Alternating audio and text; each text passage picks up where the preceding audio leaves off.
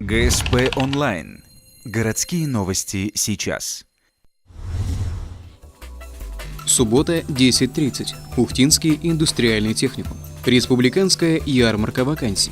Больше всего рабочих мест доступно в строительных, нефтегазовых и торговых предприятиях. Также кадровый голод уже традиционно силен в медицинской сфере. Например, только Одесской больнице требуется 50 работников.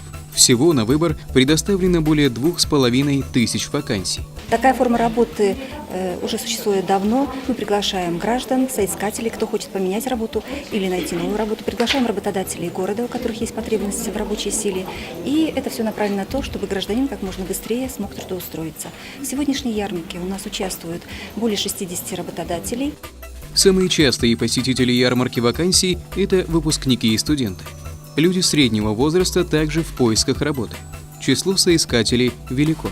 В среднем на собеседование приходит больше 1000 человек. 20% представленных вакансий закрываются сразу. Оставшиеся доступны в базе и позже. Следующая республиканская ярмарка вакансий пройдет весной 2015 года.